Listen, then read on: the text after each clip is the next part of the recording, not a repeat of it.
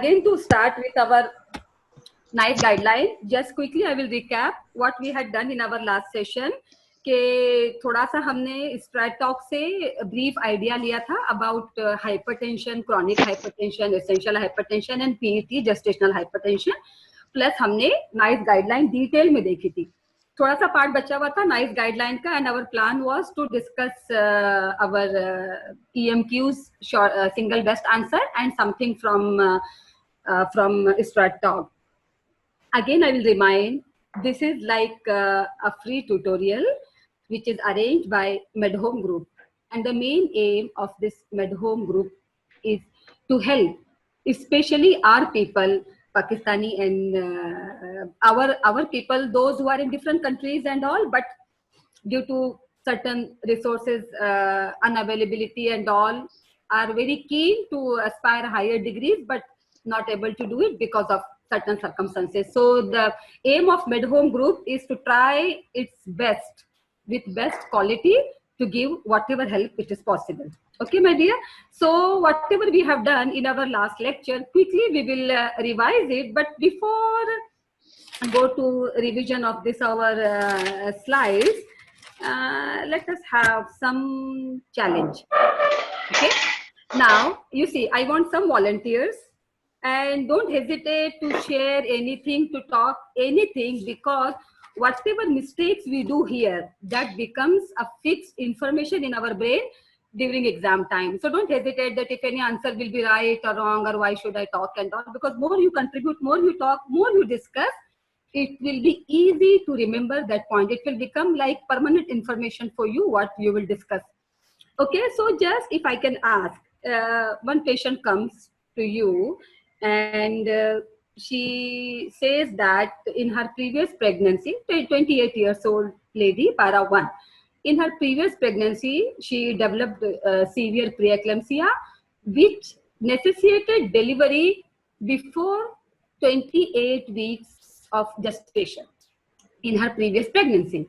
So what is her possibility to have same again in future pregnancy? Anyone?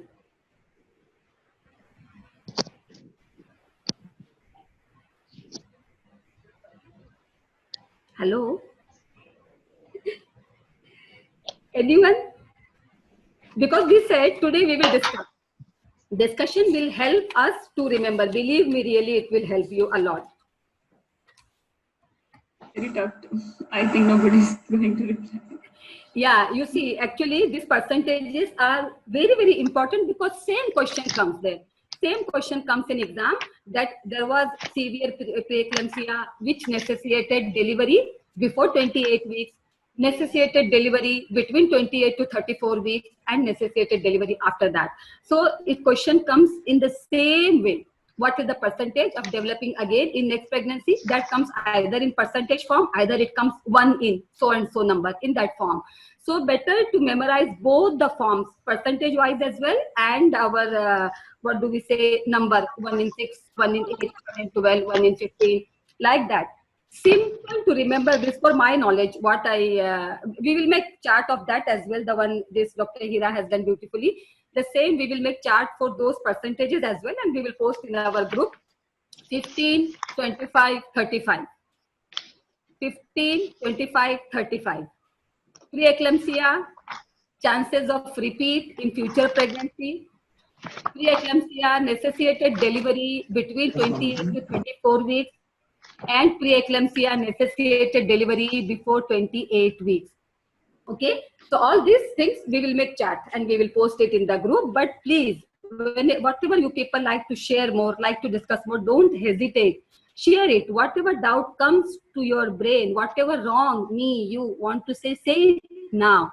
Correct it now. Believe me, whatever you will discuss now, it will become very good information. It will be as if implanted in your brain. Okay, my dear. So now let us go with quick revision of our previous discussion, whatever we discussed. We have 3 groups: chronic hypertension, gestational hypertension, and preeclampsia. Chronic hypertension, already we know what is chronic hypertension. Now there are 2 categories. One who is here what we will see, what is the blood pressure threshold where to start medicine if it was not.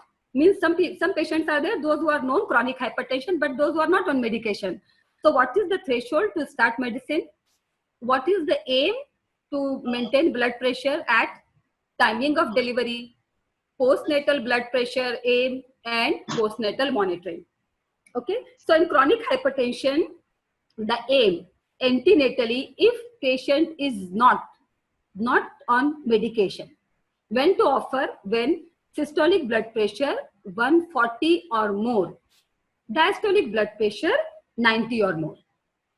This is because chronic hypertension, definitely most of them will be on medication only, but if they are not, so 140 and above, 90 and above.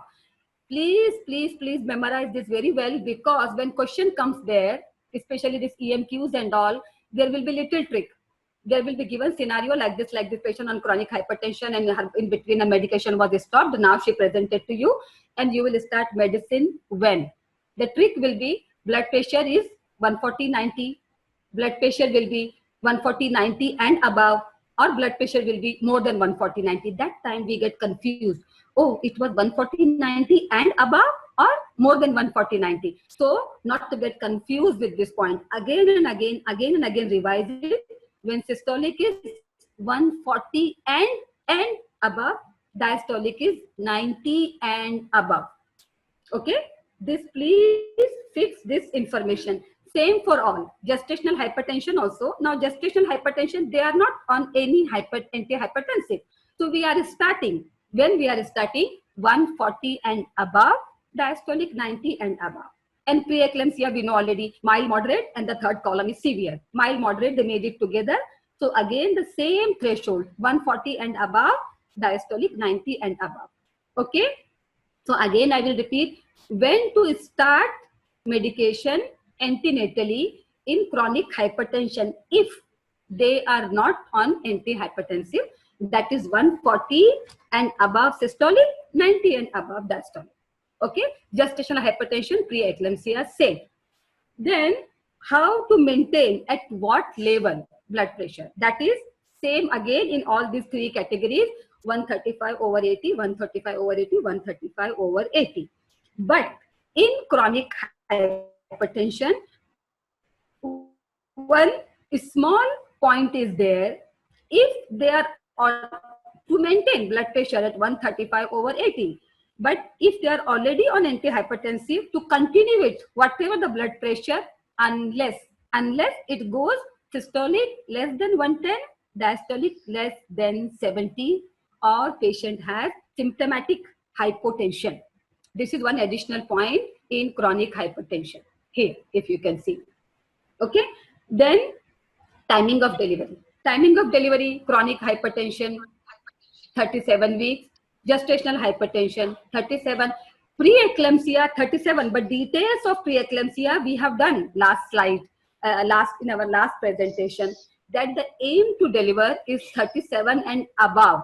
But there is criteria according to Full Piers, that model, and the PrEP-S model, and according to the severity, any concerning factors, proteinuria, according to mother and baby concern. Already we have done that in the last thing, either to deliver before 34 weeks, between 34 to 36 plus 6, and 37 and above. The chart is already we have done, which is there already in NICE guideline as well. Now postnatal hypertension. Postnatal again in chronic hypertension, what is the limit, what to maintain? That is 140/90. 140/90. This is postnatal, aim to maintain at 140/90. Now the second point, 150/90. What is that point? Actually, this point in some gestational hypertension and preeclampsia, where patient was not started with any antihypertensive. We haven't started any antihypertensive during antenatal period. In gestational and preeclampsia, in those cases after delivery, if blood pressure is 150/90 and above, that time we have to start medication for them. Okay, this is postnatal. Now in We saw first chronic hypertension. Aim is, sorry, 140/90. In gestational hypertension, the first scenario is patient was not on any antihypertensive. That time to start when if the blood pressure becomes 150/90 and above. Okay, and to reduce, this is gestational hypertension I'm telling, to reduce if blood pressure falls below 130/80 here in gestational hypertension here. Okay, to start if the patient is not on any antihypertensive, to start if it becomes 150/90 and above, and to reduce if it falls below 130/80.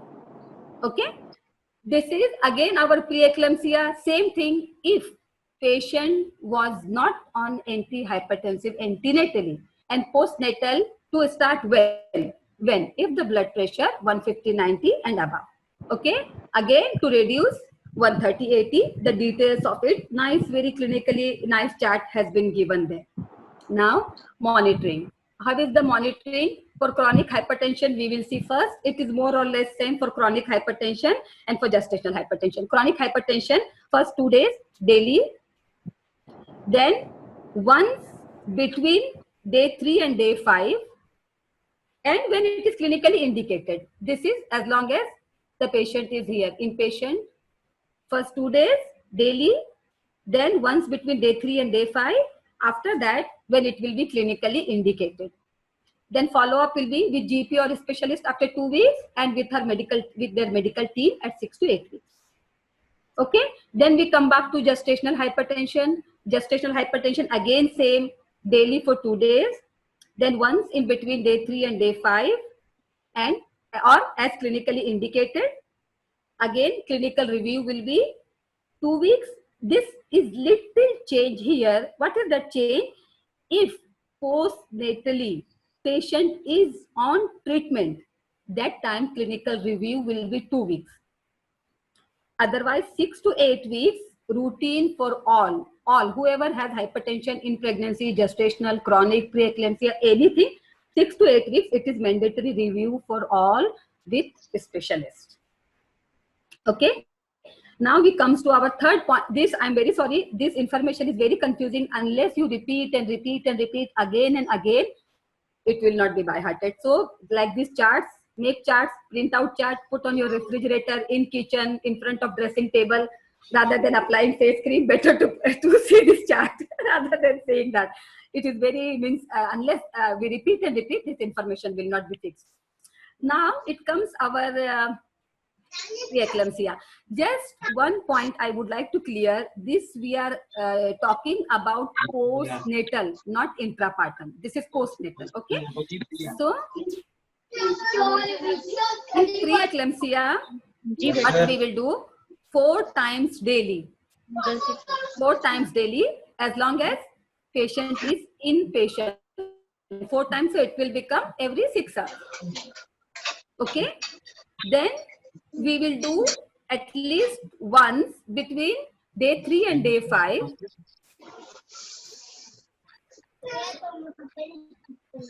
Hello?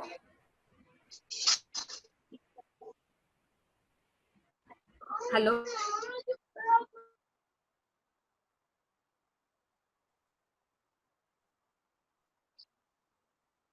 Yes, ma'am, we can hear you.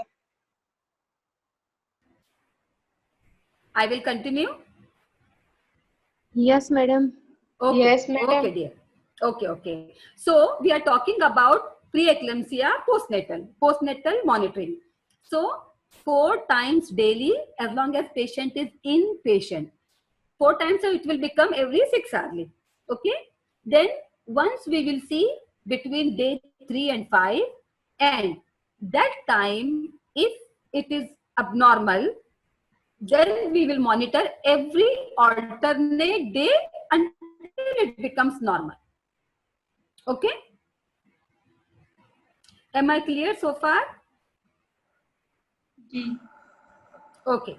Then if the, as we discussed earlier in our this level, if patient is not on any hypertensive, then if blood pressure becomes 50, 100 or higher, we will start with medicine.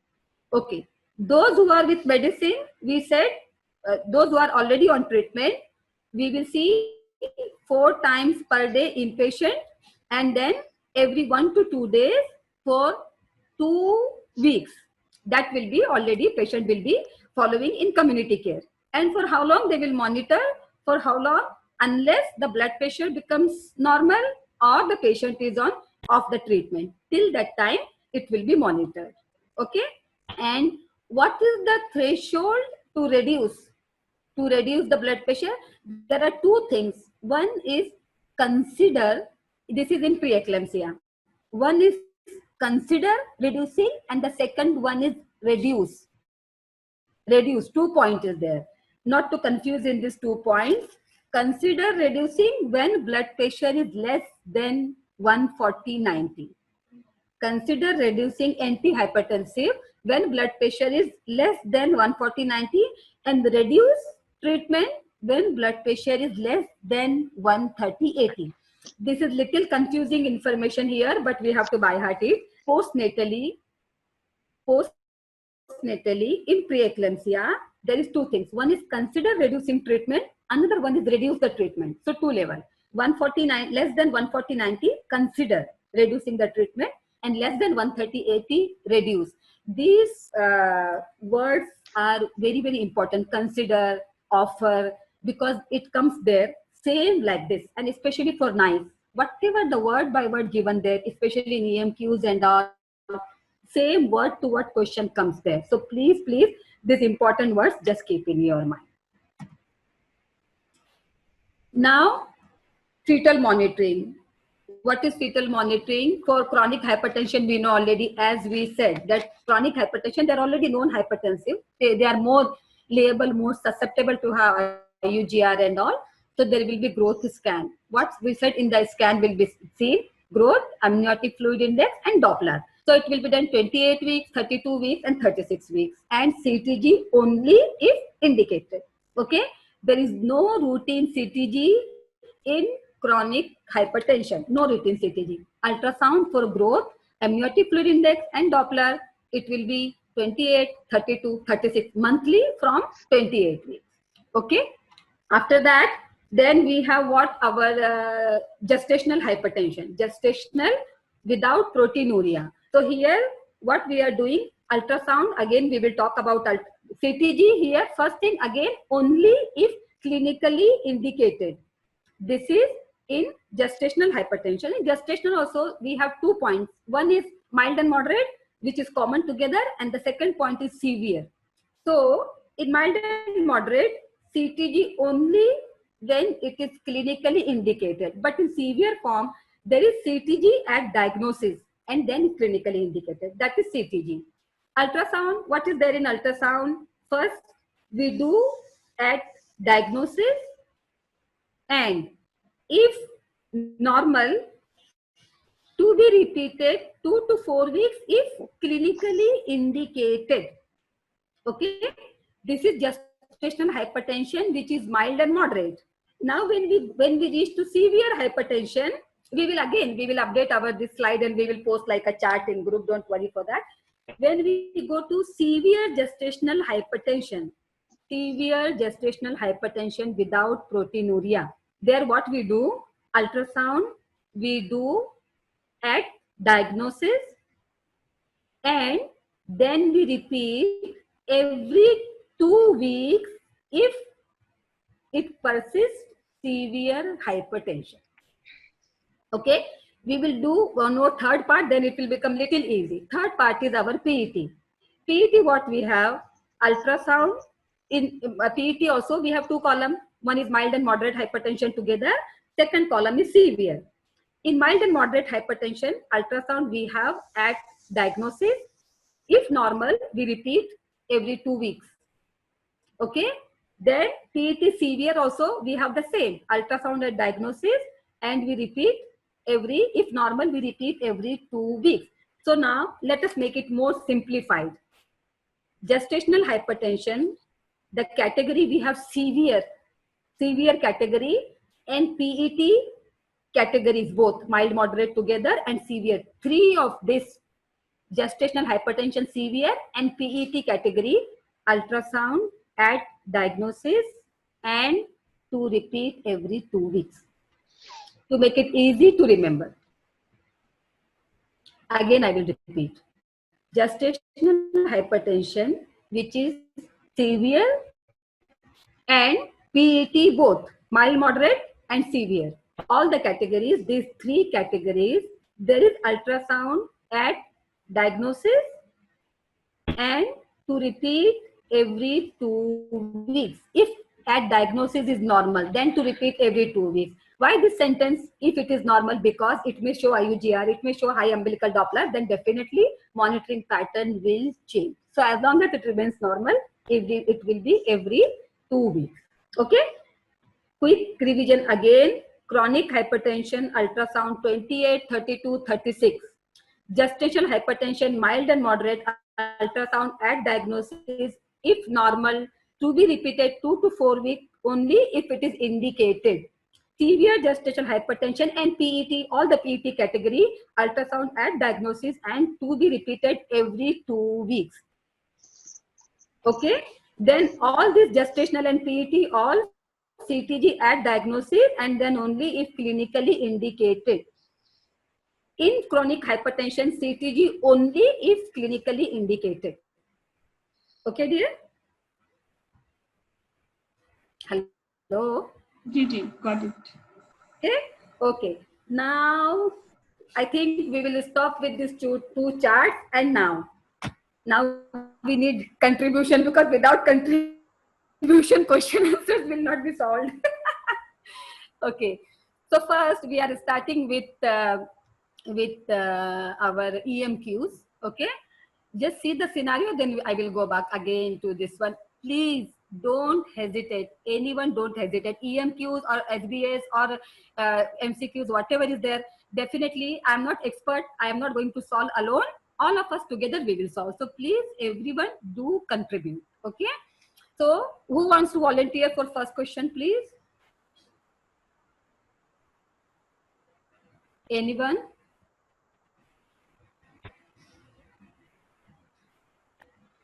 Someone has to talk.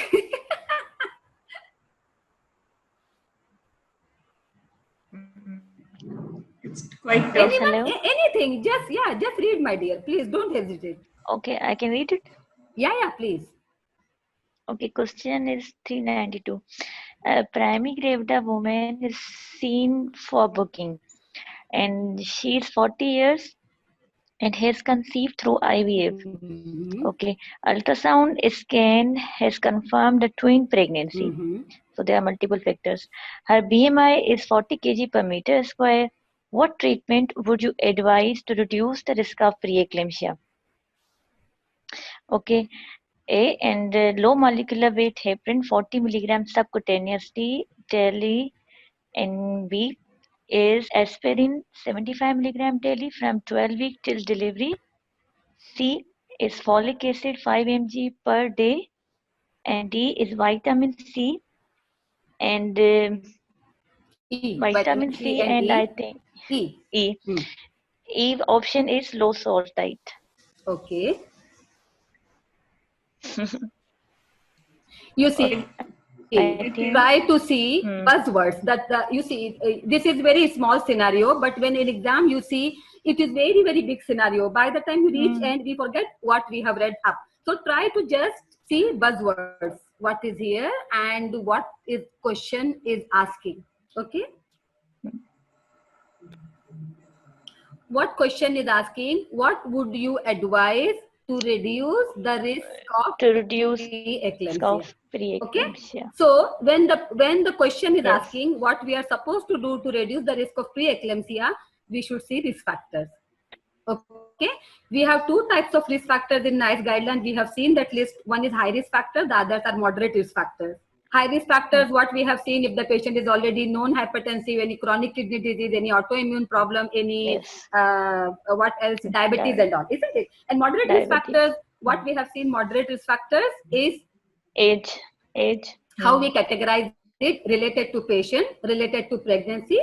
patient, her own is her age, her body mass index, her family history of severe preeclampsia. Then we have seen related to pregnancy, either it is first pregnancy, either it is multiple gestation, either the inter-pregnancy interval is more than 10 years. Any two or more factors, we are going to start with what? Load. Doping. We are going to, We have to start. Low dose aspirin, 75 milligram daily from 12 weeks excellent, till excellent. You delivery. see, if we have just read the guideline and if we apply it, just to apply guideline, nothing Yes. to do, just to apply the guideline, so you get easy answer. Here we have multiple risk Because factors. she's 40 years, Yes. she is conceived through IVF, she has a twin pregnancy, she has a BMI is 40 kg per meter So already square. we became year So 4. she is more prone to develop. Yes, So preeclampsia. once we are 2 and more factors, automatically we are going to start for her this aspirin. Another thing, suppose if we don't get the answer, we don't get the answer, just to exclude the answer. Low salt diet, was there anything like low salt diet? No, that was in known, those who are already known, chronic hypertension. Was there any recommendation for dietary changes, vitamin C, E? No.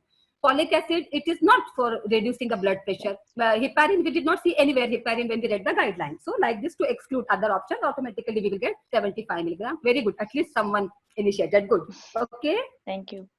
Thank you, my dear. Whoever, please come on.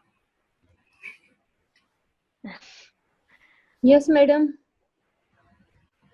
Anyone can share, my dear. We are discussing. I am also learning with you. Don't worry. Can I read it? Yeah, please. Okay, a 30-year-old just gave birth her first child. Methyl dopa is often discontinued in the postnatal period due to its association with postnatal depression.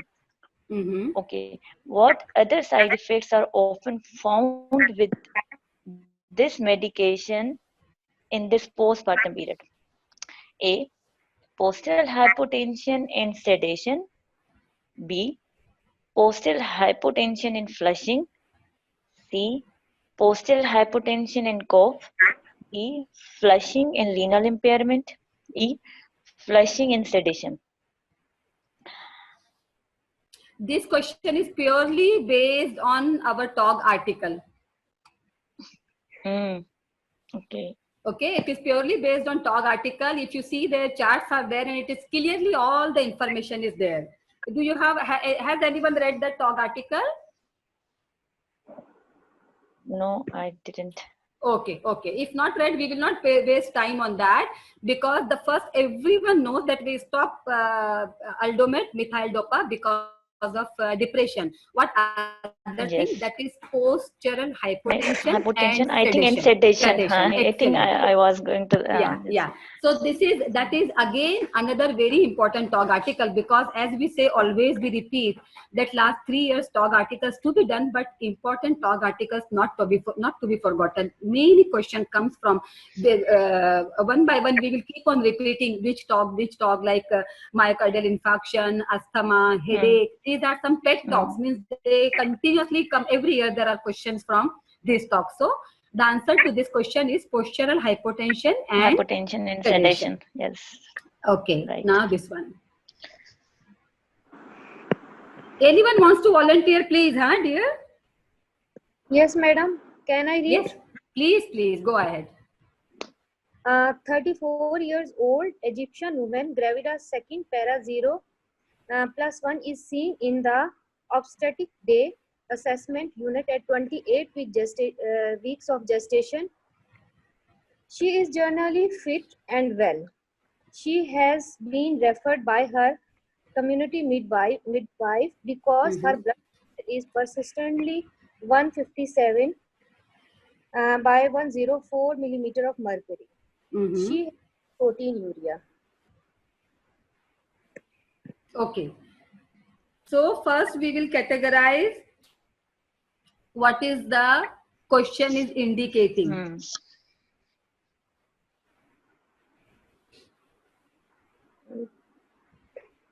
What does it indicating? Eclampsia generally fit and well shaped has been recognized. Read it. We have It is- enough time. Don't worry. It is raised. Apart from community. Her blood pressure is raised, but there is no proteinuria.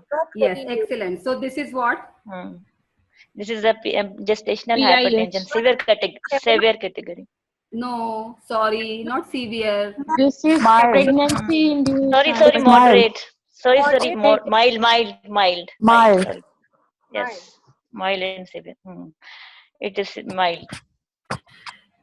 What is you see, there was previous NICE guideline where we were having mild, moderate and Moderate severe. and severe. the new Nowadays, NICE, mild and severe. Yes. New NICE has made 2 columns only. There is Mild. hypertension and there is severe hypertension. Yes. Okay. So in hypertension column, they have made it all together from 140 up to 159 and from 90 up to 109. Previously, when it was mild and moderate, there was 140 to 149 and 90 to 99 was mild.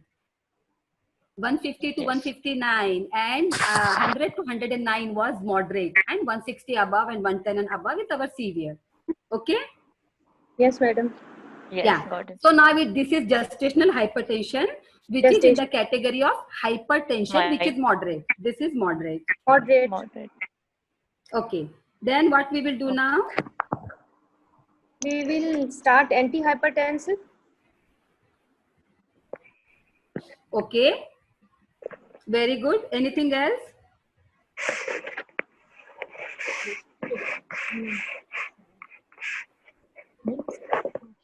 And blood test.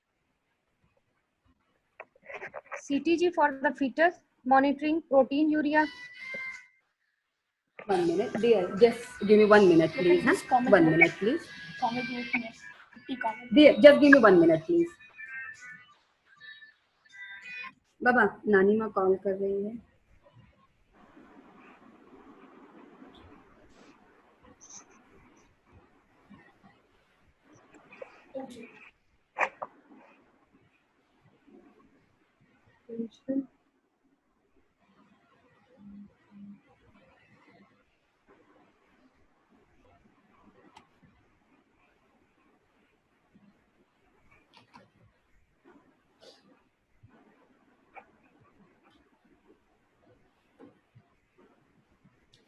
वालेकुम सलाम रहमतुल्लाहि बरकातहू. वालेकुम सलाम.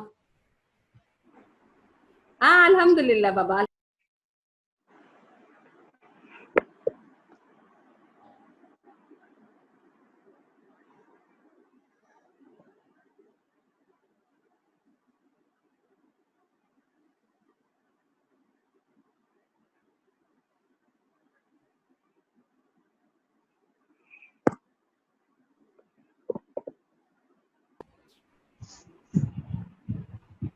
इंशाअल्लाह बाबा, इंशाअल्लाह.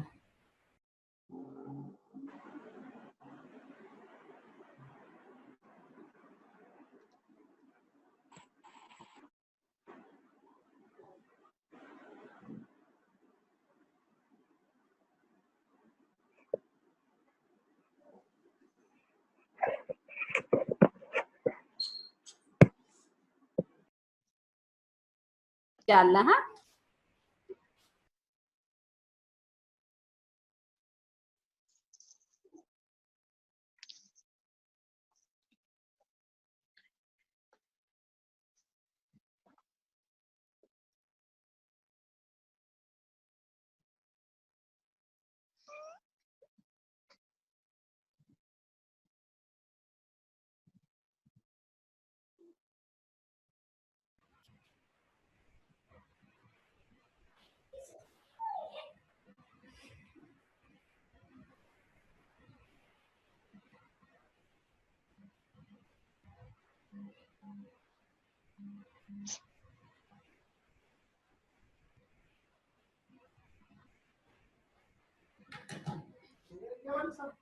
हाँ? नहीं.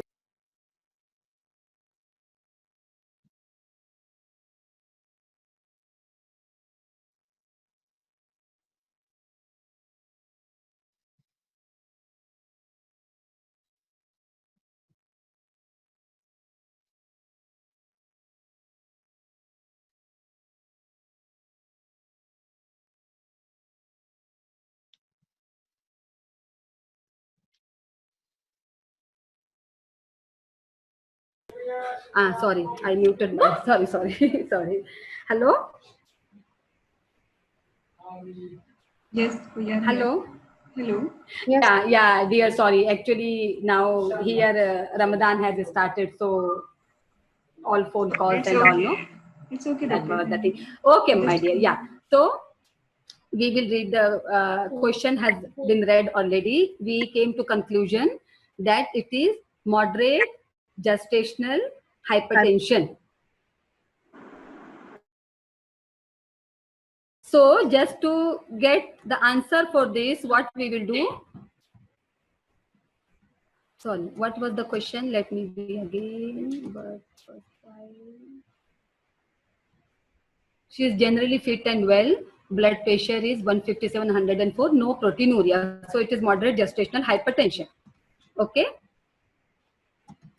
So these are our options.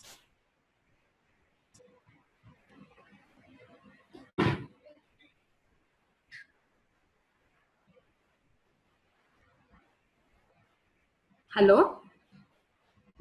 Yes, yes. Yeah. So what do you think? What is the answer from here? D. Start labetalol. Excellent.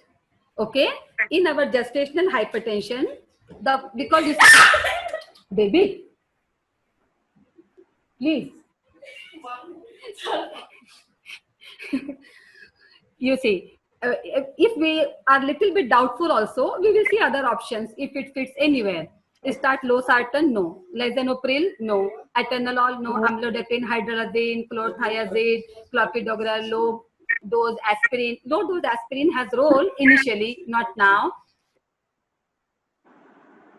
Just fill.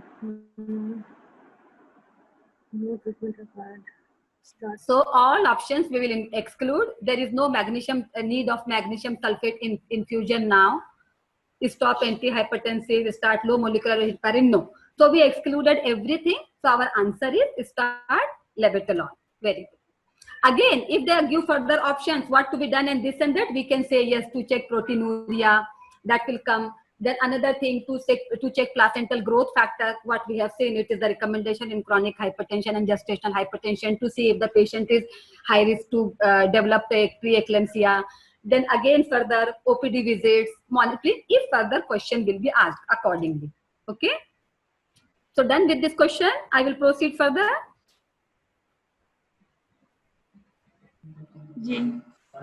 Okay. Okay. Anyone again?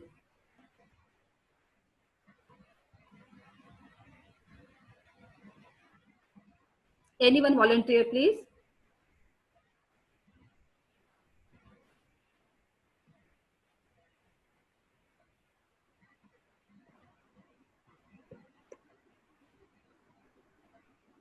Yes, madam. Can I read? Please go ahead. A 39-year-old woman, gravida 4 para 3, with chronic hypertension is seen in the booking clinic at 12 weeks of gestation. She was taking losartan, Losartan. ARB prior to pregnancy and was switched to labetalol once she had positive pregnancy test at 5 weeks of gestation. Okay. Madam, So chronic hypertension? yeah. Yeah, please continue.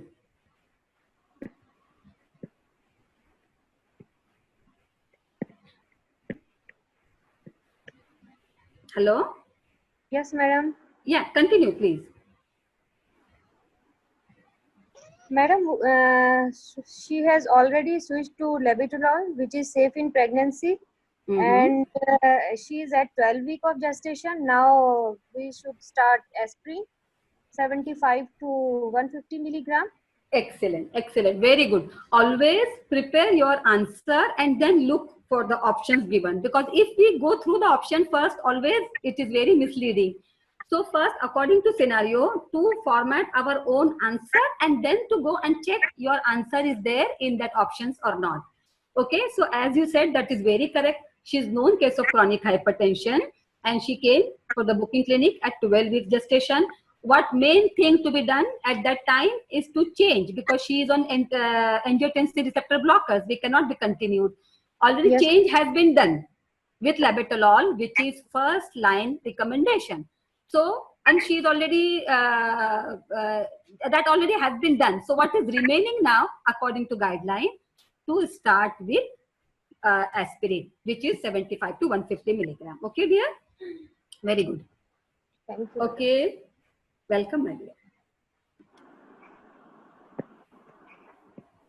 Okay, anyone? It's too blurred. Sorry. Ma'am is yes.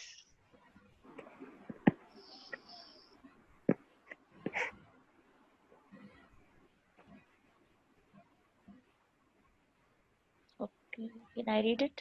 Yeah, please, please. Okay. Age was not age is not mentioned in this. 35. She's sorry, 35 years old. Okay. A patient is 35-year-old woman. She's primary gravida and she's seen by the community midwife at 28 week of gestation for the first time during this pregnancy. The blood pressure reading is high, 151 by 102 millimeter of mercury, and it's remained high up to 151 by 102 millimeter of mercury. She, the woman is otherwise asymptomatic, and the midwife refer her to maternity day assessment unit for review and discussion of management plan. You are the specialist on call for the maternity assessment unit and review her. The general examination is normal other than the pedal edema. The blood pressure reading is 150 by 100 millimeter of mercury. Urinary assessment reveals an absence of protein. All the blood test results, including renal functions, liver functions, and platelets, are normal. So there is no history of allergy to any medication. So what is your management? Okay. There is 1 minute. Huh? There is Yes. where is that slide of options? Because there were 2 slides. No, not this one.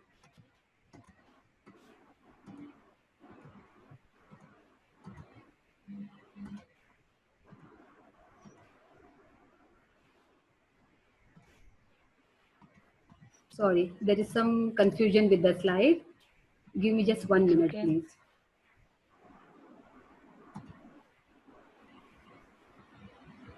Yeah. This is our question, no? This is, Okay. these are options. Okay. Again, you Option want A. to see the question? Again, you want to Yes. see, or is, yeah, okay.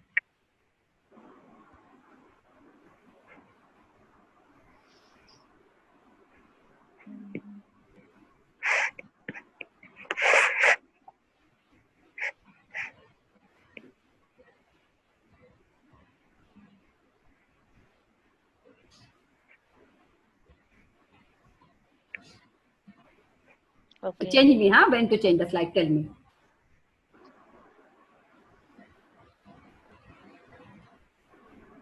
When you are done, tell me to change the slide. Okay, ma'am, change it, please. Okay.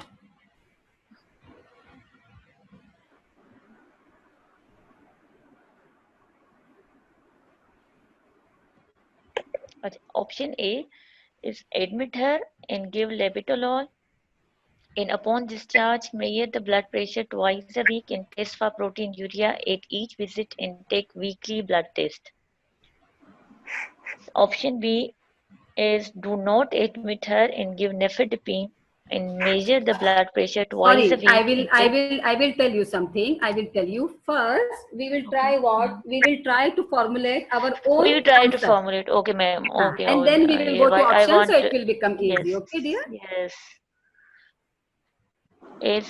She is 35 years and she is primary gravida at 28 week of gestation, and she come for the first time and her blood pressure is in the moderate. she's moderate.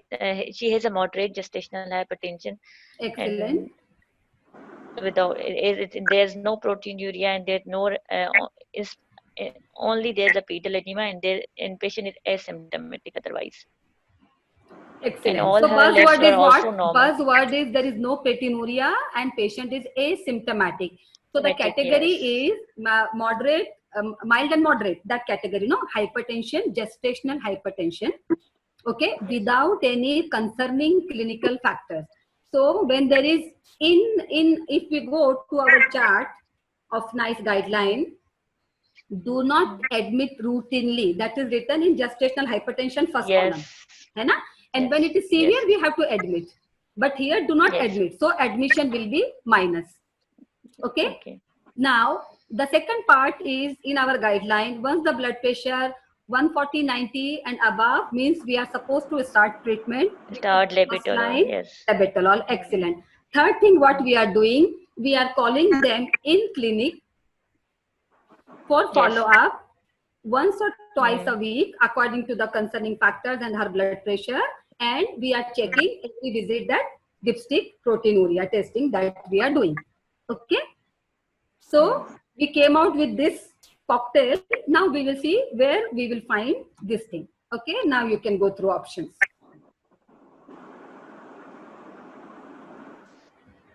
Okay.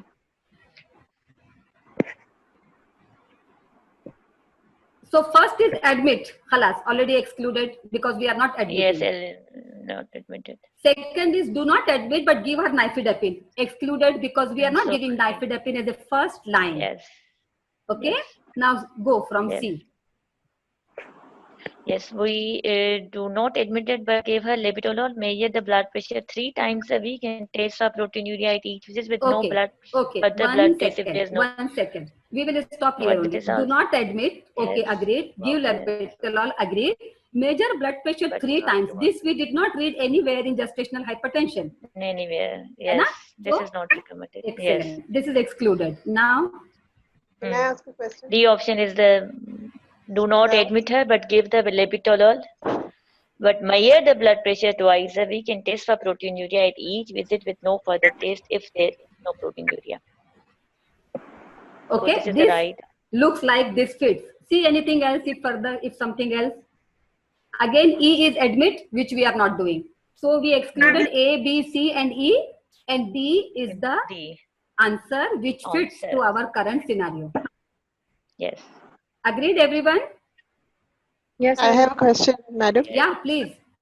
My question is that you have labeled her as gestational hypertension, but this is her first visit at 28 weeks. I think we cannot label her as such. It could be chronic hypertension. This is her first visit, and she could have been hypertensive prior to 20 weeks as well. Yeah, thank you. Your concern is very correct. But Anyway, the management wouldn't change. I'm not. no, I'm no, not, no. saying No, your anything question about is very that. correct. But if we read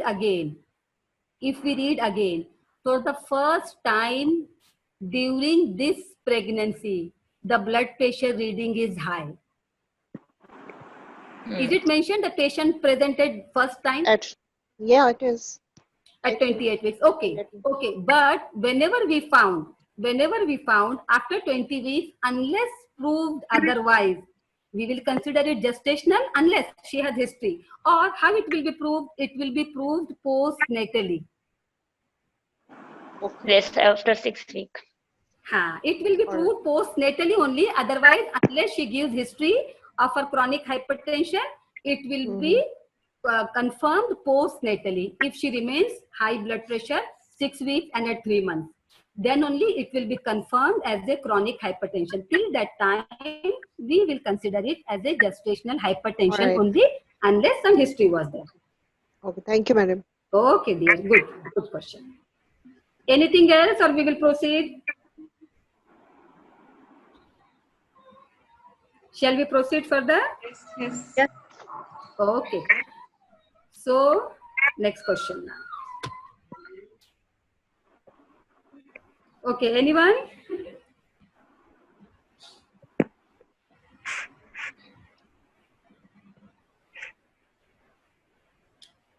Anyone can do it, please. Mm. Um,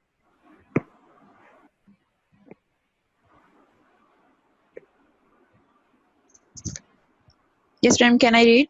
Yeah, please. A 37-year-old woman, gravida 1 para 0, who was delivered at 34 weeks of gestation due to preeclampsia, has ongoing hypertension requiring treatment postpartum.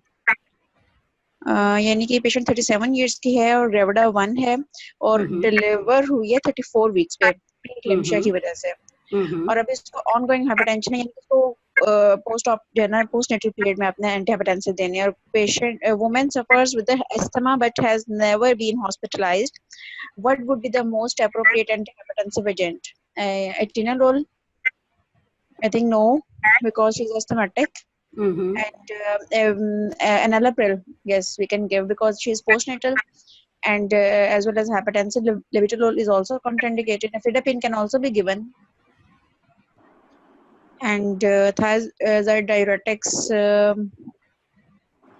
yes again there is no contraindication for this Diuretics, they have certain concerns in postnatal period. Again, this For the- question is purely from yes our for talk. the lactation article. yes Yeah. so enalapril or nifedipine Okay. So if we go with, because you see, there are two categories now. As we came up with two options, enalapril and nifedipine. There are two categories: known chronic hypertension, and this was preeclampsia. In known chronic hypertension, what they say, after the delivery, patient can go back to original antihypertensive unless it is contraindicated. What was there? Suppose if AC inhibitors, ARBs, or diuretics type of the things. That time only to reconsider to continue with the other treatment in view of lactation. But here she was preeclampsia. So in this case, again, our categories are what? First is labetalol because of asthma, though she was not admitted with that. It is not the first choice in this case. So where there is not the first line cannot be used, we will go with second line drug, which is nifedipine. okay fine Okay, because we came up with two options, no, nifedipine and enalapril. So how to differentiate in between these two? So nifedipine is the second line according to NICE guidelines. but in the postpartum period even we can give enalapril Yeah, we can give.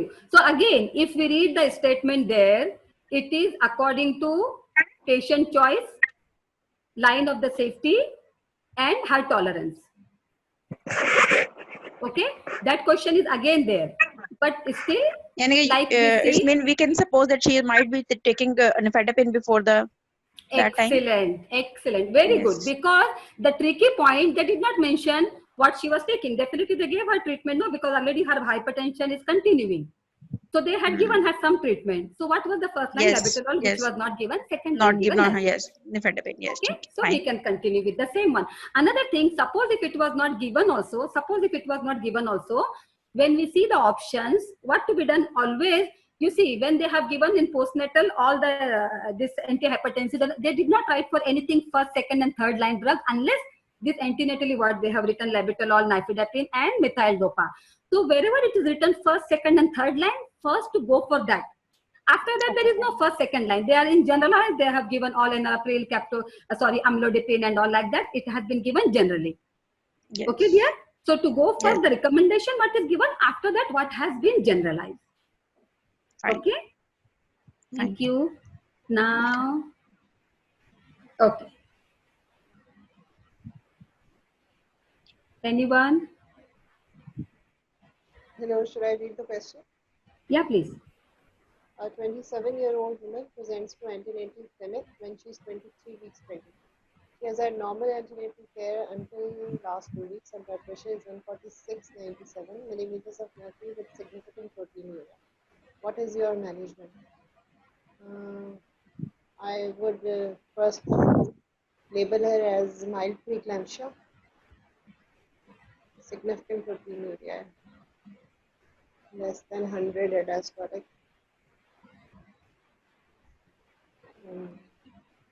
Okay, the options are admit and treat, admit and measure blood pressure every 4 hours, arrange for home blood pressure maintenance daily, arrange for home BP management measurement every other day, arrange for anti-clinic visits review every week. Yeah. pressure and the significant proteinuria. I would label her as mild preeclampsia, I think, yes. And for this, I would arrange for, I will go for the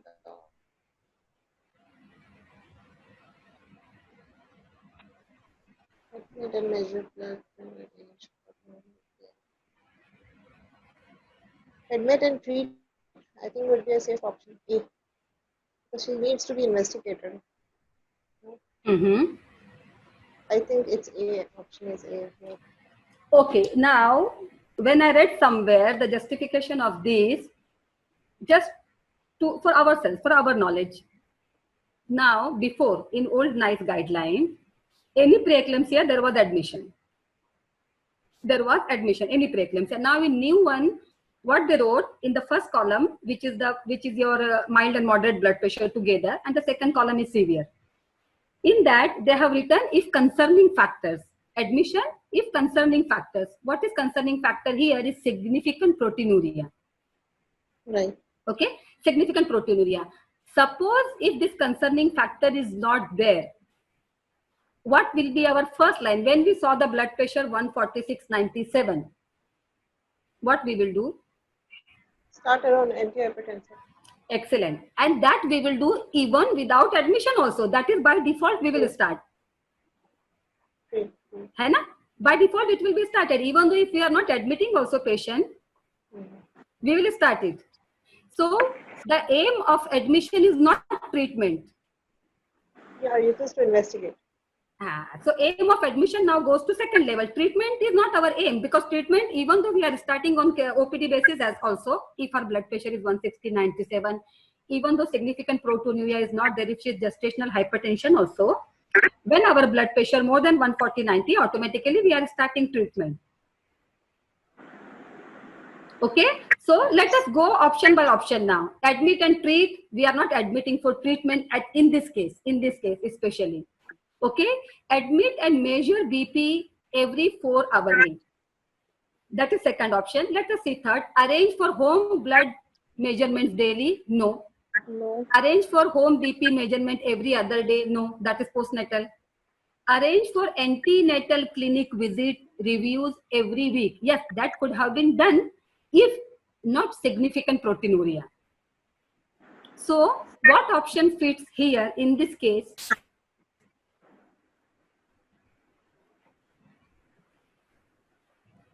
We excluded admit and treat. We excluded arrange antenatal visit every week. We excluded that. Home monitoring we excluded. Home blood measurement daily we excluded. So what is remaining in this case, in these options?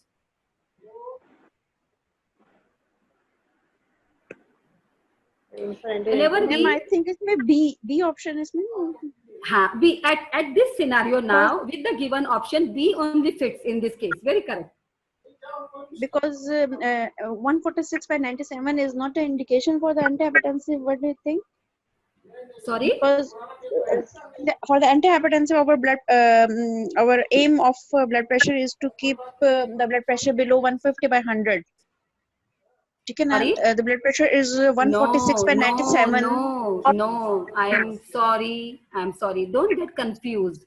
That slide, what we presented to keep below 140/50/100, that is postnatal, my dear. Our aim is postnatal. 35. 1 minute. Let us clear now itself. 1 minute. Whenever we have any doubt, let us clear same time here. We are in which column now? Preeclampsia. And this is 150/90. Sorry, 140/90. Can you see my arrow? Yes. Okay. And to aim to keep it, see, postnatal. Okay. Achha. Okay, dear. Antenatal for all the categories: chronic, gestational, preeclampsia, all the categories 140/90. By heart it, please, please, please, because this 135 is, by 80. Yes. that is 135 by to 80. aim. No, sorry, I am very sorry. Again, when to start the treatment is one reading. What to maintain the blood pressure is one reading. When to reduce the blood pressure is one reading. So please don't get confused in it. Okay? Chronic hypertension, gestational hypertension, preeclampsia, everywhere to start. In chronic hypertension, they are already on it. If they are not due to some reason her blood pressure was controlled, but if the blood pressure becomes 140/90 and above, to start. Gestational, this is all antenatal. Gestational hypertension, 140/90 to start. Preeclampsia, 140/90 to start. Okay? This is to start. After we started medication, what is the aim of blood pressure? That is 135. 135 by 80. Okay, so please don't read. This is very, very fragile information, very liable. You read today, tomorrow you will forget. So please, again and again, I repeat, make this small chart, and in front of you, wherever daily you see, whatever places you see frequently daily, you post this chart there to see daily. Very fragile information, very liable to forget very quickly.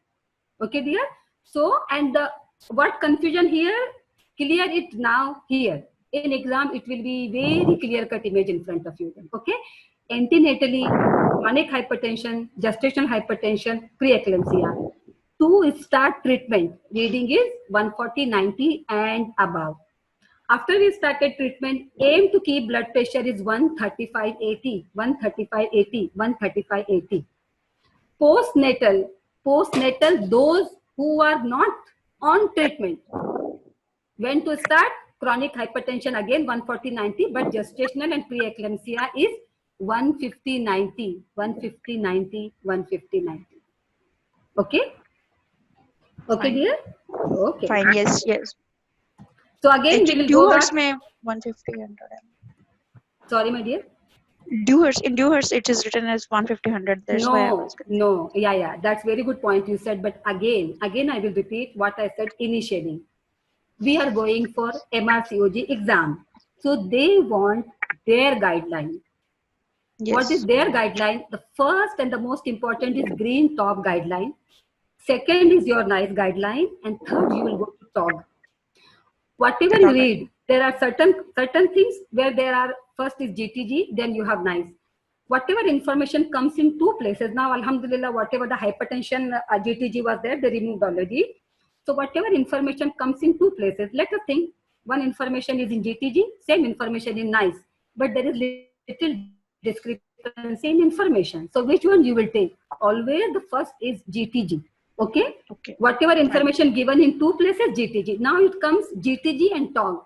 If the same information in GTG, same information in TOG, but there is little discrepancy, priority will be, your answer will be based on GTG. GTG is first, NICE is second, third is your TOG. Unless something very new, which is only in TOG, which is only in NICE. So whatever Dewhurst and all, if you read just to clear concept for certain things, that is okay. But to get the baseline of these guidelines, no, not from any book. Guideline is only guideline. Whatever you read guideline, please don't read that topic from anywhere else. Suppose if you read something from kidney things and all, that maternal medicine book is there, no, from Catherine. Okay, very good. Still, if some information is in GTG, based on that, take information points from GTG. Only extra point from there. Okay, my dear? Yes, fine. Okay. Thank you. Okay. So we will go to our question. What was the question? Sorry. 37. This is then. This is the one. Okay. So as we discussed this question, what we got to know from this question, that though she's mild preeclampsia, but with significant proteinuria, so she is for admission. Now, if we go, as you said, the correct option will be admit and treat, but treatment otherwise also we will give if we don't admit also, isn't it? So Yes.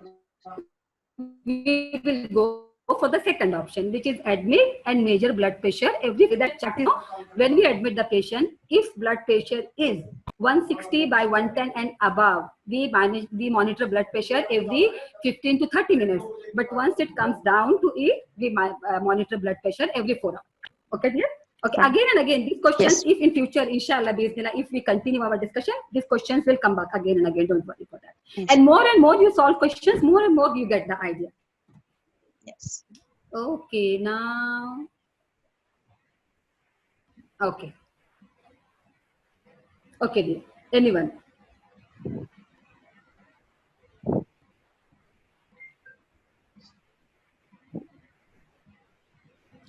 Anyone can volunteer, please?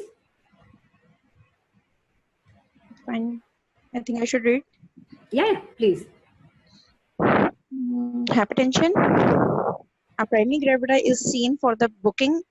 She is 40 years old and she has conceived through IVF. Ultrasound scan has confirmed a twin pregnancy. BMI is 30 kg per meter square. And what treatment would you advise to reduce the risk of preeclampsia? So, she is already hypertensive. Mm-hmm. It's meaning she's chronic hypertensive, 40 years. And I think A option, aspirin, we should give her the aspirin. Excellent. Yeah, by default it will be aspirin. Folic acid, no role here. Low molecular heparin, no role. Low salt diet, no role. And vitamin C and E, no role. Actually, if this is chronic hypertension, we can say low salt diet, we can say, but that is not the first option here. In this case, aspirin 75 milligram daily. Okay, agree all? Okay, dear. Thank you. Yes. Yes.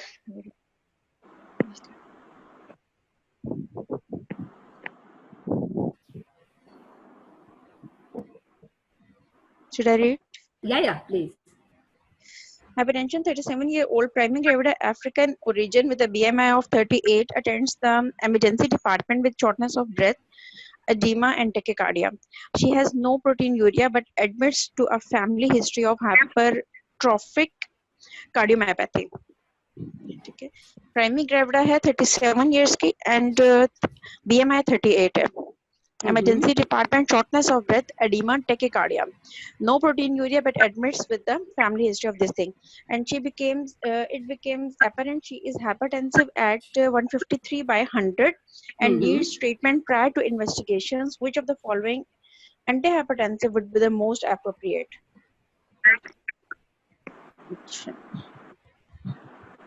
But now she is with shortness of breath, edema and tachycardia. So I think no.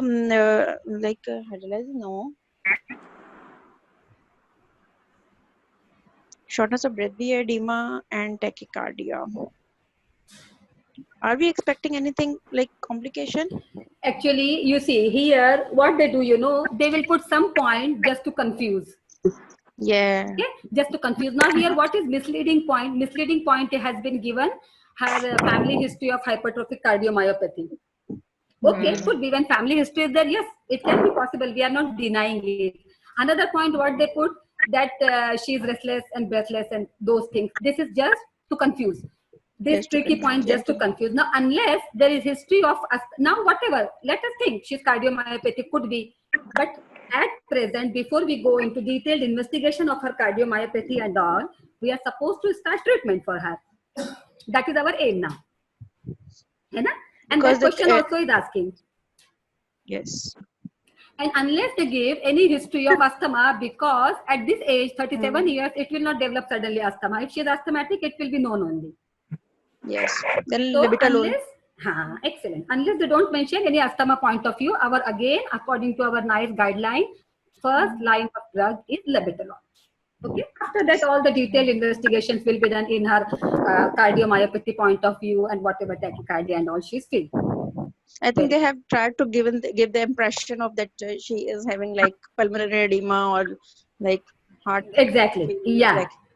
Yeah. But here, when in the end they are asking antihypertensive, yes, we went with which of the following antihypertensive is most suitable in her case. Simple. Our first line is Labetalol. Like this, many points comes there. Even in exam also, we see many tricky points there, which is to mislead. So in that, more and more we do this type of questions, we will get more oriented how to get out of those tricks. If they have mentioned in the option about the diuretics, No. then should we think about any kind of pulmonary edema No, like unless this? proved otherwise, because it's supposed to be diuretics and all given, then it will come directly, yes, she is known case or family history and this and that decay. They found pulmonary edema, then always we should not go for the advanced things. What we will do in that case involve senior. And believe me, this type of options are there in exam. But what we do, because here most of the things are managed, we manage only. So directly our mind goes there only that no, the pulmonary edema means, of course, we are going for diuretics and all. But we forget simple option and it will be given there somewhere up or down, somewhere it will be there, inform senior, inform consultant, inform cardiologist, something like that. So always to see if we find somewhere like the case looks like that, not for our level, because for us, we are still not at ST5 also there, no, we are below that only when we are going for part 2. So what we will be doing, being on that level, so that option are supposed to be looked for, always in that way to think there in exam. Yes, it's been if they have mentioned like these kind of things like shortness of breath and tachycardia, if even if they have not mentioned the severity of this thing, so take it as a normal physiological change of pregnancy. Yes, yes, of course, very nice. Okay, dear, anyone? Can I read it? Yeah, please. Yes. Okay, she's a 33-year-old primary gravida, present at 34 week of gestation with raised BP of more than 160 by 110. Okay, there is no proteinuria and some physiofundal height is normal. Achha, she is admitted to the hospital and started on antihypertensive therapy. And what is the most appropriate for the management plan? As she is 33 and she's primary gravida in 34 week of gestation and with severe gestational hypertension, but there is no proteinuria and there is no symphysiophyndalitis normal. And they given that option, but the patient is already admitted to the hospital and they already started the antihypertensive therapy. Mm-hmm. So now they ask for further management. They admitted already. First, and they, with what we came out, this is what is this case? Yes. This Sorry? is what type of hypertension we are dealing with? This is a severe severe gestational hypertension. Very nice. Yeah, severe gestational hypertension. Yes.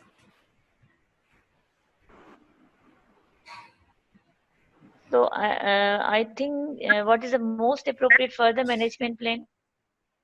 Okay, she is already admitted, already Yes. started on antihypertensive. Yes, and these are the two things they already done it. Started but not controlled.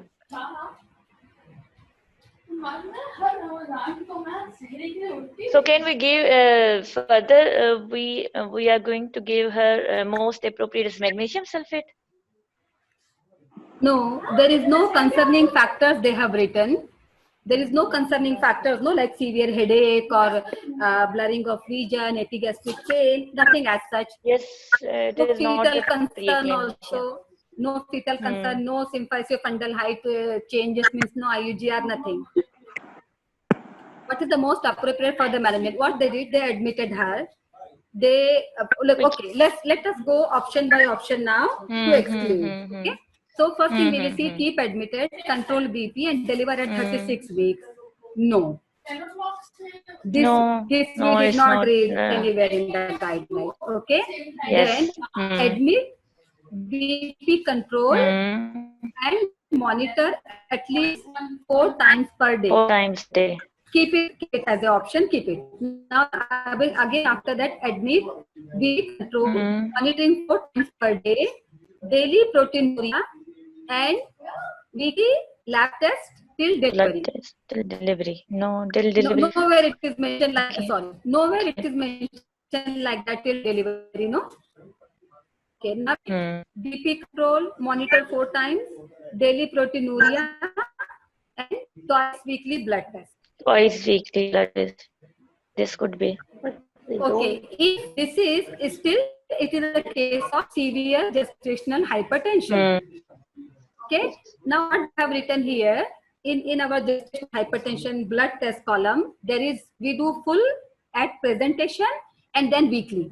Same. Yes. For mild, moderate, and for severe, it is same. Hmm. It is done weekly blood test. We don't do twice weekly, we don't do thrice weekly, it is weekly blood test. Then we do daily proteinuria. As long as patient is in the hospital, there will be daily proteinuria. Daily proteinuria. Okay. And admit, BP control, monitor 4 times per day, daily proteinuria, and weekly blood test. Weekly blood test Till delivery. delivery. This option goes in this scenario what has been given. Okay, because Okay, I was we thinking, don't yes, find yes, any okay. other, we don't find anything else, as you said. Okay, my dear? Okay, got it. Yes, yes, got it. They confuse us. Yeah, confusing questions. And sometimes, you know, some recalls and all, when we take it, some recalls are not complete also. So there is some confusion, but not all of the questions will be confusing. Most of the questions clear and easy. I have questions. Like one question, they already admitted the patient. They already given the hypertension. Why they are written the admit? They are admit, and they should given further. Exactly. I was thinking about it. Exactly. So maybe the question is, yes, you are right. Maybe the question is like that, answer is like, options are like that, or maybe it is like copied in There's some little wrong bit in this that question. way. Maybe. Yeah, and that actually, when you see most of the on call, it is like that. Some on recalls are not. I'm remembering my on call now. Some recalls are not very correct. Okay, dear. Okay. Now we will go to our here some hypertension. Okay. One by one we will see.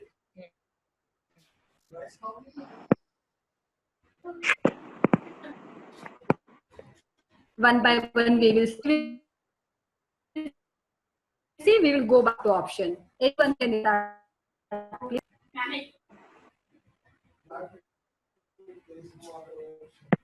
May I read? This is going to the details. I will clarify.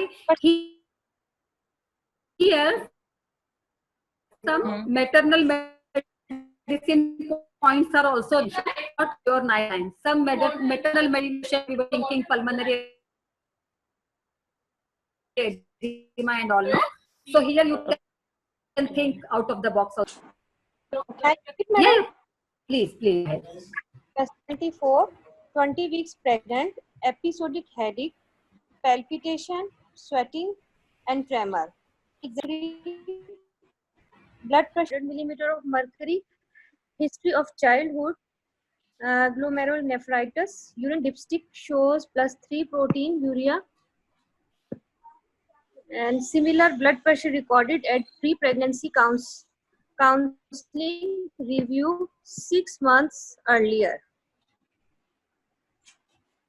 13-week pregnancy It's a with renal severe disease. hypertension and renal disease, known case of renal disease. Is nephrotic syndrome?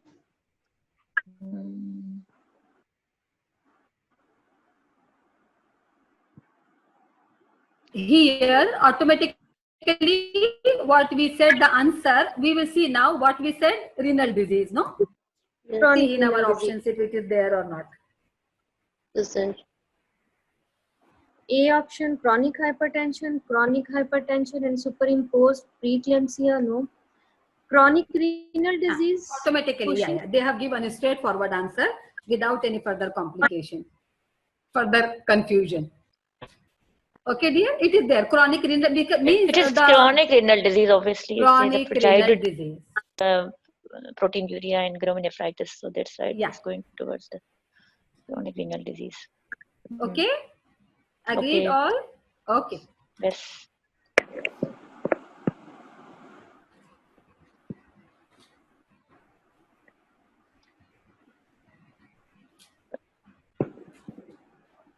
Yeah, anyone? May I read? Yeah, please. 32 weeks pregnant with proteinuria 0.2 grams in 24 hours and BP of 150/100. Booking blood pressure at 12 weeks was 90/60 and blood pressure at 20 weeks was 95/60 millimeters of mercury. No urine proteinuria detected antenatal and 32 weeks. Normal fetal growth, mild peripheral edema. Okay, so अभी even now proteinuria तो negative ही है, less than 300 milligrams आ रहा है 24 hour में. Very nice. और blood pressure जो है वो mild and moderate वाली category का है. Booking blood pressure पहले तो low था, 20 weeks पे भी low ही है. तो 32 weeks पर she is mild PIH. Options में इसका होगा Gestational. हाँ जी E gestational hypertension. Excellent. Gestational hypertension. It's a gestational Very nice. hypertension. This is the best way to exclude, to get the gist of the question and to make our own diagnosis and then to go to option. This is the same way if you do in exam. Believe me, no confusion will be there. Inshallah, yaar. Inshallah. Okay, my dear. Next question.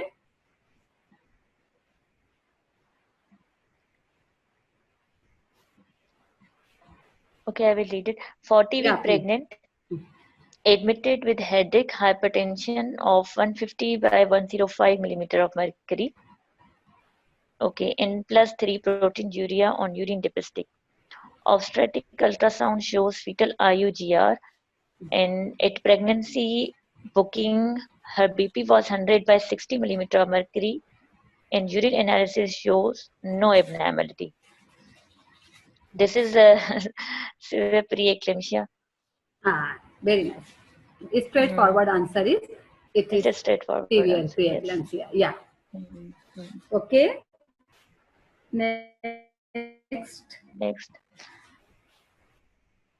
Next is 34-week pregnant and worsening hypertension and proteinuria over 4 weeks. Booking BP was 160/100 millimeter of mercury with 3 grams of proteinuria per 24 hour quantified. Oral labetalol therapy was commenced at booking. Now her BP was 180/100 millimeter of mercury with proteinuria of proteinuria per 24, 9 gram proteinuria per 24 hour. I think 9 gram. So she's now, her booking BP was also raised 160/100 with proteinuria. And she was started oral labetalol therapy, commenced at booking since started from booking. And she's now at 34 week and with 180/100 millimeter of mercury with more than significant proteinuria and with severe hypertension and proteinuria over 4 weeks. I think this is the chronic hypertension with superimposed preeclampsia. Yeah, excellent. Chronic hypertension with superimposed preeclampsia. Yes. Okay, clear instruction is there. Okay. So excellent, that one.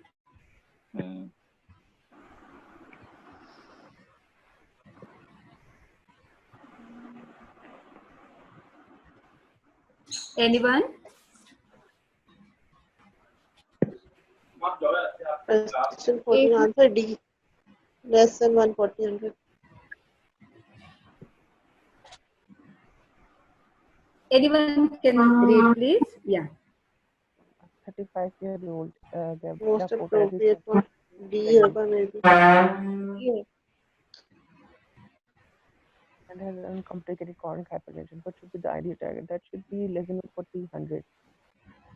Actually, last option supposed to be 140/90.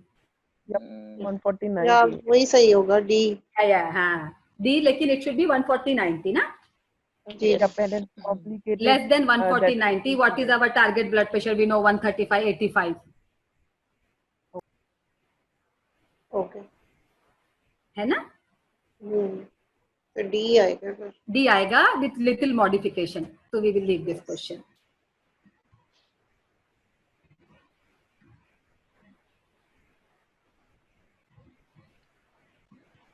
A 36-year-old gave her 2 permanent visits to the antenatal clinic. She had an emergency cesarean section for sudden onset hypertension and placental abruption at 30 weeks in her previous pregnancy. She's currently at 20 weeks of gestation and inquired about further plan of fetal monitoring in this pregnancy. What is the most appropriate advice? Okay, she has history of hypertension and abruption, and now at 20 weeks. That should be serious scans after 28 weeks. There is one अभी 20 information. weeks. Yeah, there is one information in NICE guideline that what fetal monitoring, about fetal monitoring, they have given chronic, gestational and PET. Then they have given if in previous pregnancy, if there was any significant history, in those cases, when to repeat the, how is the fetal monitoring? There is one page is there. In that, there is if severe PET before 34 weeks. Another one, if it has happened IUGR, a percentile less than 10, I believe there was abruption and IUFD in previous pregnancy. If this has happened, then in current pregnancy, you will monitor baby from 2 weeks before the 28 last weeks or 2 weeks before the last gestational age. Okay, we will do either from 28 weeks or 2 weeks before the previous gestational age. Okay, like that means that in previous pregnancy she had that problem at 30 weeks. Now we should start it at 28 weeks. One thing more, ma'am, shouldn't it be like Doppler scans from the 28 weeks? Yeah, the scan, what they give here, that scan, you see, actually in our hospitals, including here and India and Pakistan, what we do and all, their scan, whenever they mention growth scan, that is Doppler, umbilical, amniotic fluid index and growth, 3 things together. Okay, ma'am. Okay, got it. Okay. But right so what now will she's be? 20 weeks. Sorry. Ma'am, she's right now at 20 weeks, so you Yeah, try not to yeah. Doppler ही होगा ना? No. Yeah. But we are not doing anything now. Okay, वो management नहीं मांगे, वो advice मांगे. Sorry. Management advice is the same thing. They are asking, she's at 20 weeks. What will you Doppler do? नहीं चाहिए, try not to Doppler नहीं चाहिए 28 weeks.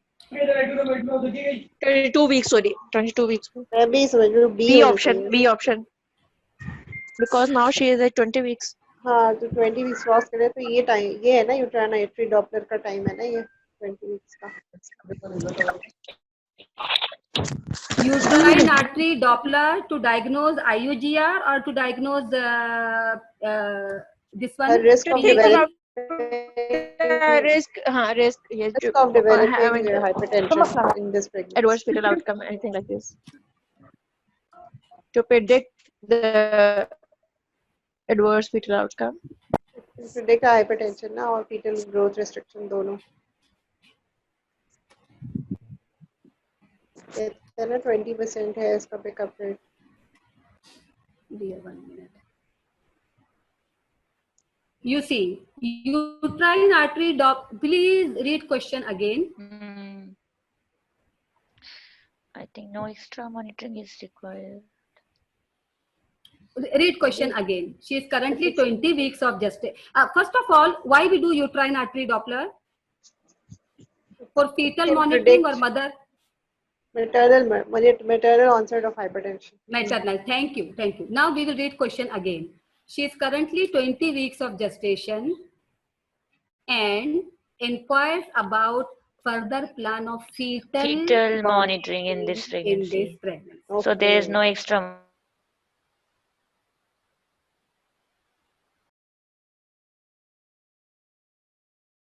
Actually, this curriculum is so vast, and in the end we get like saturated with all the information.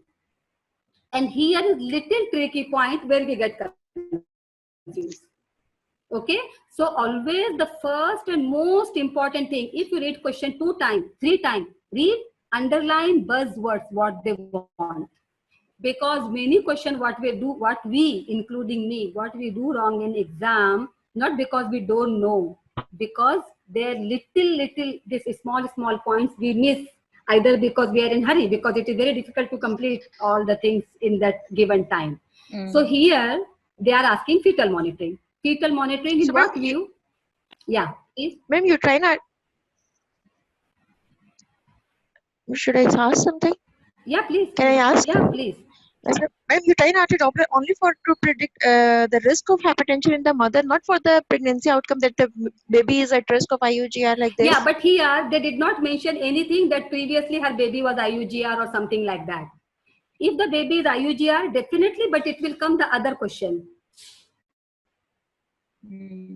है ना? So That if is baby is IUGR IUGR, then we guideline. will go for the Doppler. That question, You try not to Doppler. that question is there. Yes, if IUGR and all we do, you try not to Doppler. That is our IUGR guideline. GTG. That also, Yes. if we have time in our whatever antenatal things and all, we will read that guideline. So the question will be asked with that concept. That question also comes. Ultranatriotic Doppler and all. That question will be asked in that concept. Okay. Here it has been asked, given her placental abruption history with onset of hypertension in previous pregnancy. Okay. So once the question comes like this, just think this question has been asked from where? There is hypertension, abruption due to hypertension. Where it was? It is NICE hypertension guideline. So our monitoring will be this. Okay, there the other question, the severe IUGR and kaza with Doppler, reverse, absent, everything and all necessitated delivery. Now in this pregnancy, she has come to you at 8 weeks, 10 weeks, 12 weeks asking for how you will predict the risk for the baby developing same history, this and that. Then your question will definitely go to ultranatriotic Doppler. Okay, my dear. So according to question, our answer, our option also will change. Okay, okay, Fine. making sense? Am I making sense? Yes, yes. Yes. Okay, Trick. okay, my dear. So here our answer is serial scan from 28 weeks. 28. Very good, Mama. Anyone? Anyone want to say something? Okay, No, thank you. okay, dear.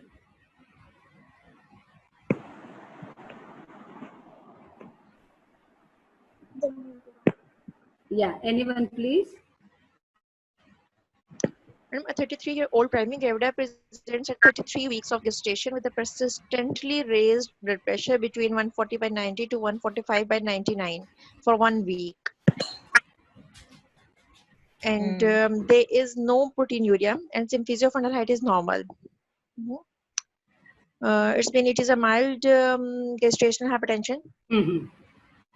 Yes. And what will be the most important further management include? Checking blood pressure.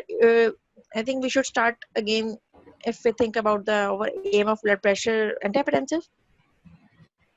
Yeah, antihypertensive, but that they did not give here any option of that. Yes, yes. So checking blood pressure weekly, checking blood pressure twice weekly, admit do a blood pressure profile, and do blood pressure monitoring weekly with blood test fortnightly, and offer delivery at 34 weeks. Blood pressure should be checked at weekly basis or twice weekly. Here, what Mild. this is now, it is our mild. है ना? Mild. And it is Yes. Weekly. gestational hypertension. So if we just go back in our flashback to our column, what is written there in our column of gestational hypertension, the first column, which includes mild and moderate both, they have written 1 to 2 times per week. So when it is Twice. mild, what answer will fit here is B. weekly. Weekly Looks like- Yes. Let us all or twice weekly? let us all put our options and we will see. Okay. I think should be B, twice weekly. Twice weekly, yes. What is given here? Do not routinely admit. Can I go back to the slides in this one? Yes. Okay, what they have given, once or twice a week, depending on blood pressure. Until blood pressure is 135/85. This includes our mild and moderate hypertension. once or twice. A It or is. B It is दोनों our सही yeah. It is our GTG. It is our nice column. Yes. Once or twice a week, depending on BP, until the blood pressure 135 over 85. So now here we have to little, because they are playing little game, so we also have to play little game. Once or twice, mild and moderate. No proteinuria, no fetal concern, no maternal concern. But it's ranging up to moderate. So I think twice weekly. Sorry? Yes, I think also it should be B. No, Twice weekly. still it did not range to moderate. What It is is the moderate? mild. It is mild. No, it is mild, is- but it is the upper limit of mild. Na? So twice weekly. No, it should be weekly. It It's should on be the weekly. Its blood pressure is persistently raised between 140 to 145, 90 to 99. It is between 140 to 145, so it should be weekly. Between, yes, it is between, yes. It is between 140 to 145. Diastolic is 90 to 99. So 99. still category is mild. So again and again, Okay. if we see our chart, always try to clear for ourselves. Again and again, think of the chart. Mild, once or twice. Now here we will see where it will fit. Once or twice. So we will fit our blood pressure mild in once category, moderate in twice category. Then we will see if any concerning factor. There is no concerning factor. No proteinuria. Symphysis fundal height is normal. Huh? So if we try to fit in twice category, we are not getting any moderate hypertension. We are not getting any concerning factor, and we are not getting any fetal concern. If we think in that way, we all should agree for one answer. So overall, if we see, it is looking like Then once it should weekly. be It should be A. A. Yes. Checking blood pressure weekly. है ना? Because this is their guideline, what they are telling, once or twice. Mhm. Fine. Once this will change, I think once it crosses 150 above, and the other one crosses, diastolic crosses 100 and above, 100. Then twice weekly. automatically we also will shift Twice to weekly. twice Twice weekly. weekly. Okay? Right. Agreed all? Yes, yes. Yes. Yes, ma'am. Okay. Okay.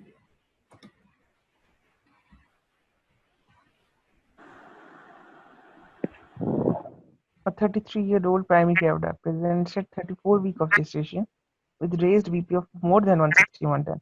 There is no proteinuria and some fundal is normal. She is admitted to the hospital and started on antihypertensive therapy. What is the most appropriate for the management plan? First is keep admitted, control BP and deliver at 36 weeks of gestation. Admit BP This control I and think monitor. our repeat question. I think we did this one. I think this we have done previous. Yeah, yeah. But little bit different. Same. Yes. Wow. It's option D. B option. Okay. D. It's D option. Yes, D. Yes, D. What is it? Sorry. Repeat question with a D It's, option. it was a D. It was a D. It was a D option. The same question was repeated again and again. I think it was the same patient was admitted in the hospital and started on antihypertensive therapy. So they want to ask the further management plan. You see, our question is repeated, but again we got confused with the answer. What is the answer? C or D? D. D. D. This is gestational hypertension. Severe gestational hypertension. Okay. If again we go back to our chart, in gestational hypertension, it is full blood count at presentation and then weekly. Same question, same we discussed before also. Just a thing. Haven't seen a patient with this much hypertension and no proteinuria. Just an opinion. Sorry. I was just like mocking it that its BP, her BP is more than 160 and 110 and no proteinuria. I haven't seen till date of any patient with this much BP and no proteinuria. No, in our hospital, many times it does happen, and suddenly you find proteinuria, you know. So either dipstick is playing game with us, or we are playing game with dipstick, you know. Sometimes it happens like that. Yeah. But now here, RCOG is playing game with us. So His answer is C, again, right? again, is small information which I would like to repeat here. You see, in chronic hypertension, they haven't mentioned any lab monitoring. No, nothing is mentioned except placental growth factor and all, isn't it? Okay, now in gestational hypertension and our PET. Gestational hypertension, one column, keep one column, and our PET, that mild to moderate, second column, and PET severe is third column. So where it is gestational hypertension, it is weekly monitoring of the labs. PET, that mild and moderate together, is bi-weekly, twice per week, and severe is 3 times per week. Okay, so I will just give me little time. I will make again the detailed chart of all this information together, and I will post in the group. But the lab monitoring for gestational hypertension every week. PET, mild and moderate, 2 times per week, and severe 3 times per week. Okay. Okay, fine. Okay. Okay, now these are some, still I could not get all the questions from this one, what to say, Strato. Whatever I have copied, rest I will, whenever I copy it, I will post in the group. We will not stop just here only, we will keep on posting in group, don't worry for that. So this is some strategy questions. What is the incidence of this thing, preeclampsia? Say anything, whatever comes. 8%. Excellent. 2 to 8. So this is false. It's true. The incidence of preeclampsia. The incidence of Sorry.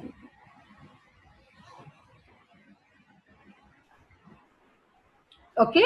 So 2 to 8%. So this is, sorry. Okay, I could only recall 3 to 5%. So maybe it's 2 to 8. Maybe I don't know. No problem. Exact figure we will see it, but in Strattalk it is given 2 to 8%. false. Preeclampsia double.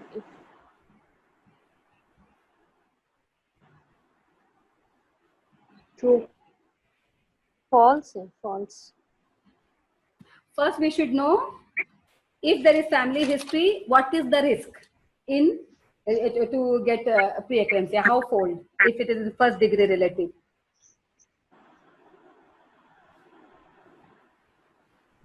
That's true.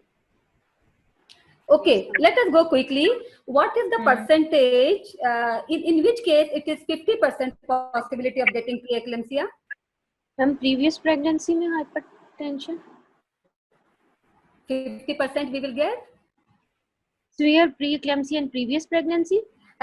You are coming closer to the answer, but in which case Before there is 28. possibility of 50% getting preeclampsia? Delivery before 28 weeks. Okay, so 50% means 1 in 2. 1 in 2. Okay, in which case we will get it 25%? When there is Preeclampsia after 34 Chronic weeks. hypertension. before 34 weeks. Before Chronic 34? hypertension. In chronic hypertension. No, No, those no, figures we will, this is now we are revising preeclampsia figures, only preeclampsia. If it is before 28 week, there is a 50% chance. If it is before 34 week, there is a 25% chance. 25%, yeah. Before Yes. 28 weeks, it is 50% possibility. Between 34 and 28 weeks, there is 25%. And overall, it is 15%, which becomes 1 in 6. So write down So this these is false. figures. Yeah, write down these figures. For me, I remembered how 15, 25, 50. 15, 25, 50.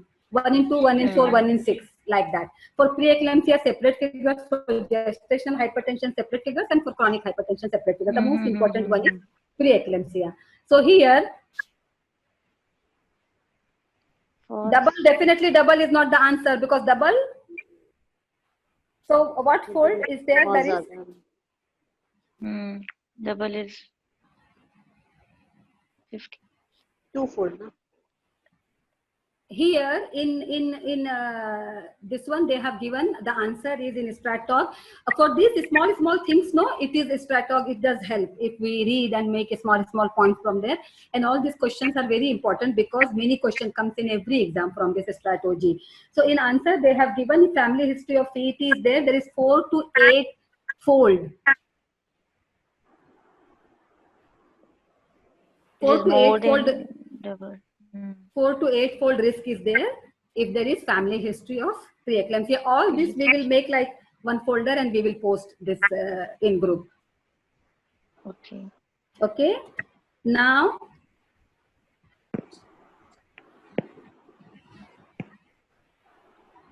incidence of preeclampsia increase in women who conceive using donated oocytes. Yes, it's true. Yeah, all assisted conception, they are highly susceptible. Prone.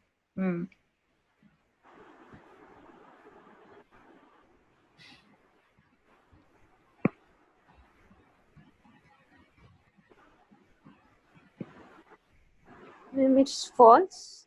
False. Okay, so what is the percentage? 20%. 1 5. 1 in 5, 20%. 20%. Excellent. For this also there is one chart in Strattalk which we can see later on.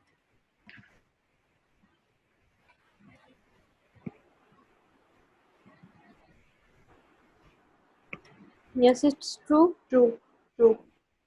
Yeah, any type of diabetes, very correct. It will increase.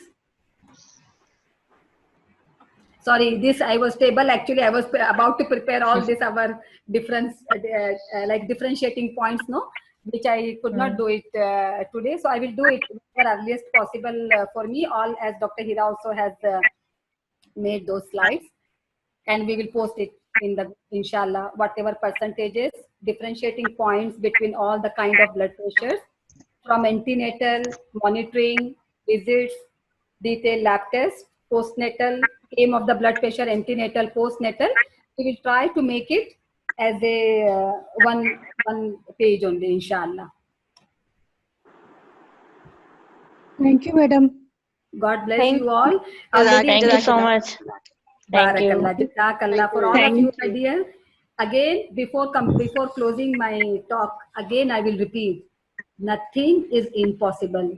Only it needs our persistent, continuous efforts. Little hard work is needed, and soon, inshallah, one day I will hear somewhere that all of you are again giving lectures. Okay. Inshallah. Okay. Thank you so much, So nice Dr. of you. Hira. Thank And you. again, in the end, lots of thanks to MedHome Group. Thank you, Dr. Thank you so Fahmida. much. Okay, my dear. Thank Very, you. very informative lecture. You just rock it. इतना Thank अच्छा you. हो I am amazed that मतलब MedHome को तो खजाना मिल गया आपके पास. God bless you. Thank you for your kind, lovely words, my dear. God bless you. Really, really. God bless you. This is your kind heart to appreciate in that way. नहीं, you deserve it. You deserve And, that. Yes, definitely you deserve that. God bless you. God bless you, my dear. Okay, then.